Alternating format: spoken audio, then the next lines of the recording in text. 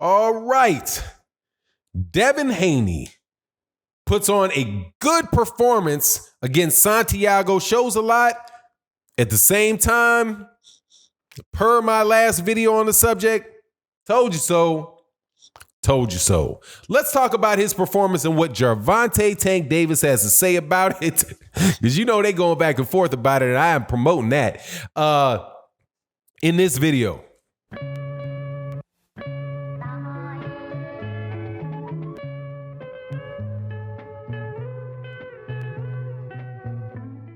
All right, welcome back to the channel, subscribers. If you are not subscribed, please subscribe and hit the bell icon so you can be notified of when we release more videos. And a special shout out to the people that hold the channel down. Thank you so much for your live stream, for your support in the live stream and OG Boxing Talk, which we do Sunday, 8 a.m. Central Standard Time on Sundays with Curtis Anderson, Blood Boxing, Trap House Boxing, and KQKC. Man, we had a great show this weekend. Very intense debate took place between myself and Trap House Boxing. Go back and listen to it on archive. That's my guy. Great show. Also, Patreon. Go make sure you check out the Patreon video that I'm going to drop today. I think that you will enjoy it. And you guys are such a big part of being able to do this, show on a daily basis. Now, Gervonta Davis was laughing like, man, you don't want no smoke from me, man. After struggling, well, I suspect that he would think that he struggled with Santiago. Devin Haney didn't struggle with Santiago, but it was a good fight. Now, the fight took place this Saturday on the undercard of KSI versus Logan Paul. And my son was laughing at me this morning and telling me that I said the name backwards because I keep saying Paul Logan or Logan Paul. I keep saying Logan Paul, Logan Paul, Logan Paul. And it's really Paul Logan. And the other guy's name is Jake Logan. Whatever. That just tells you that I don't know who these dudes are, but I did watch the fight and I got a video commenting about that. There are some really good things about that fight. Okay. And I'm going to focus on the positive because so many people have already pointed out the negative. There's no need to go into that. Really, with that card, there were some things that were good. And specifically with the Paul Logan fight and KSI, but that's for another video. Make sure you check that out. As far as Devin Haney, look, man, this is what I said before the fight started. He wasn't Gervonta. Let's start with what Gervonta Davis said. Gervonta Davis before the fight said, "Look, man, you're not a champion until you fight in the ring, till you defend your title in the ring." Right? The WBC gave Devin Haney the championship, and there's no other way to say that. They gave it to him because they gave a franchise title or designation to Vasily Lomachenko.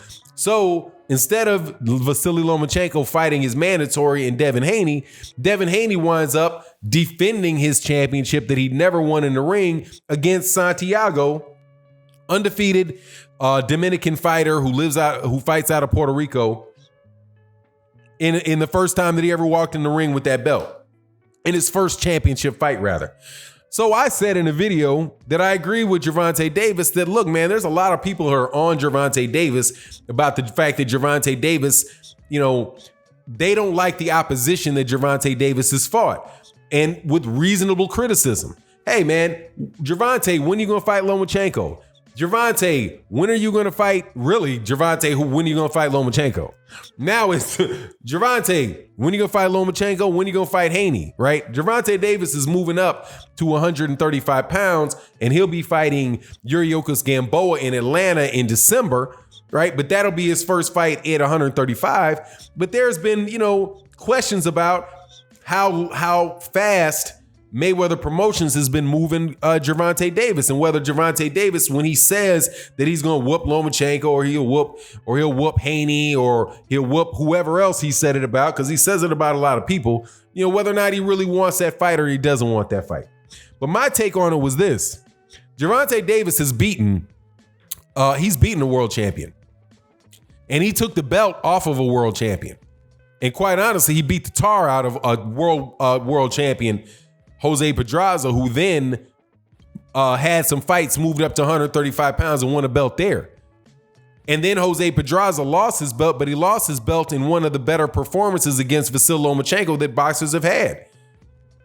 He didn't get knocked out or ridiculously outclassed by Vasily Lomachenko. Lomachenko won the fight because Lomachenko's a better fighter than Jose Pedraza and a significantly better fighter than Jose Pedraza. But, you know, hey, man, Jose Pedraza did not wind up in that fight like he wound up against Tank, which was laid out in a corner with his sitting on top of an ankle. Right, with one of them Deontay Wilder leg bends that you know, where you just fall, you can't even control your body, you just laid out like that, a real knockout. So my point was, look, man, Gervonta Davis has already proven that he can fight. You know he can fight. Anybody that says that they don't know what Gervonta Davis is made of, nah, man, you know, and he's actually proven it in the ring against champions. Now, the last fights that he's had, now he does have something going on that I think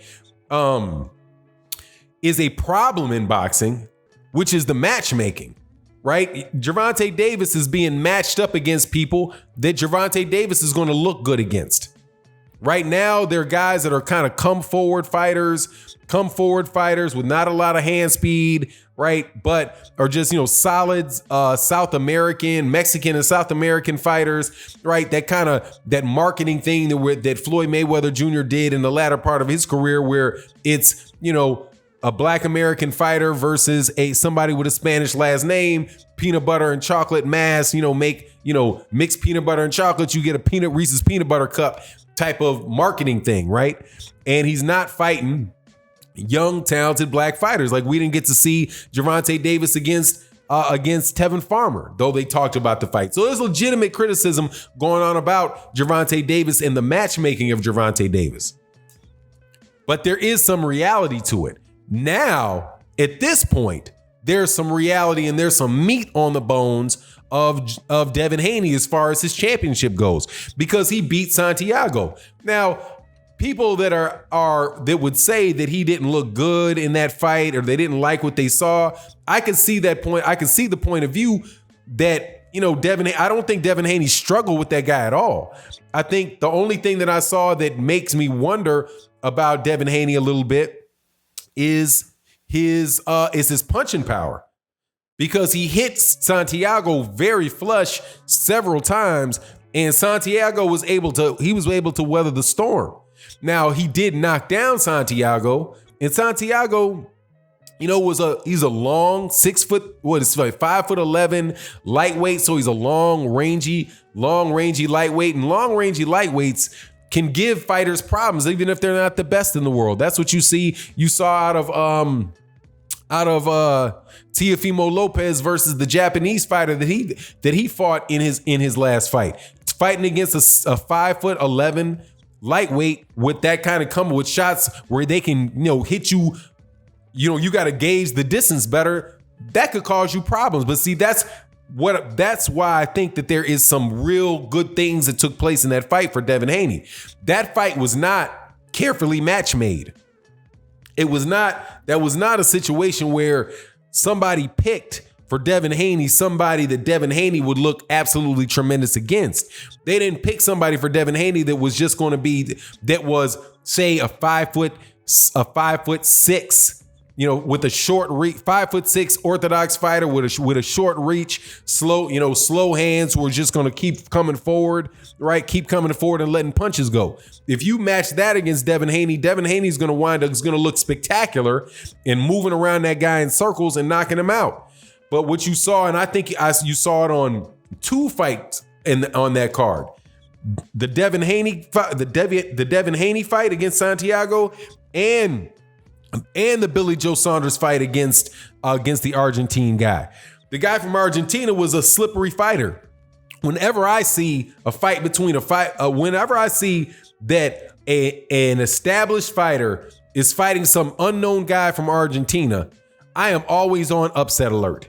Because if you pay attention to these Argentine fighters like Marcos Maidana is a perfect example of it. And Sergio Martinez is another really, really good example of it, where these guys pretty much have these very awkward styles. They're rough, they're rugged. They throw punches from crazy angles. They've got underestimated athleticism. That crop of fighters out of Argentina, man, it's not unusual for them to come and upset a guy. But what happens down the road for Devin Haney, where this might be I wouldn't say a step backwards, but this was a challenge for him that might pay off in the future, is because it wasn't a overly selective matchmaking in that fight. Because it was somebody that would present him with problems that when he solved those problems, and he did, might serve him better for 140 and 147 pounds. Because now at 140 pounds and 147 pounds, which I do believe he's going to go up to, he's going to wind up having to fight guys that are 5'9", 5'10", 5'11". And having experience in a real-time experience, not in a sparring match, but, headgear off where everything counts. Having that experience with this Santiago guy could serve him well moving forward. So I think that the fight overall for Devin Haney was a success, right? And moved them in a positive direction. The Gervonta Davis thing, when you look at him compared to Gervonta Davis, though, look, man, I think you got to call it like it is. Gervonta Davis has had multiple championship fights.